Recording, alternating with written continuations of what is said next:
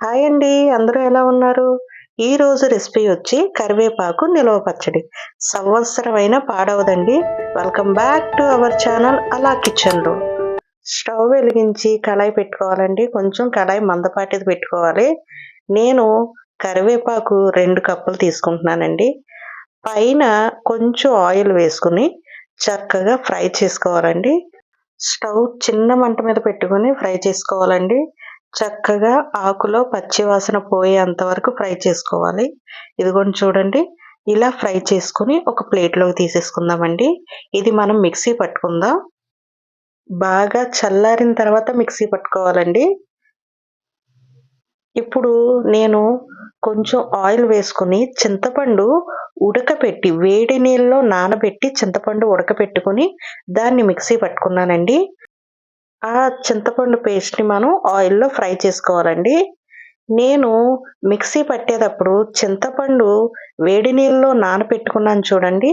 దాంట్లో నుంచి వాటర్ తీసి, ఆ వాటర్‌తో నేను కరివేపాకుని మిక్సీ పట్టాను. చింతపండులో ఉన్న వాటర్ వేసి నేను కరివేపాకు చక్కగా మెత్తగా మిక్సీ పట్టుకున్నాను. ఈ కరివేపాకు, చింతపండు గుజ్జులో నుంచి ఆయిల్ సెపరేట్ అయ్యేంత వరకు ఫ్రై చేసుకుంటే సరిపోతుంది.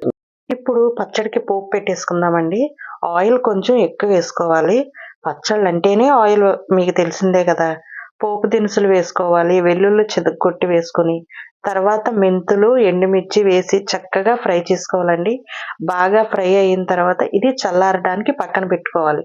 ఈలోపు ఈ మిశ్రమం మనం ఫ్రై చేసి ఉంచుకున్న చింతపండు, కరివేపాకు గుజ్జు చల్లారిపోయిందండి. ఇప్పుడు ఒక కప్పు కారం, అరకప్పు ఉప్పు అంటే సరిపడా చూసుకోండి. రుచికి సరిపడా వేసుకోవాలి. కారం, ఉప్పు బాగా కలిసేలా కలుపుకోవాలండి. ఇదిగోండి. ఇలా కలుపుకున్నాక మనం తాలింపు పెట్టుకున్నాం కదండీ! అది చల్లారిపోయింది.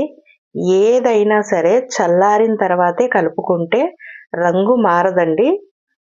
చక్కగా మంచి కలర్ ఉంటుంది. ఈ పికిలు మనం సంవత్సరమైనా సరే పాడవదండి. చాలా బావుంటుంది. ట్రై చేయండి. Thank you for watching. Subscribe to our channel.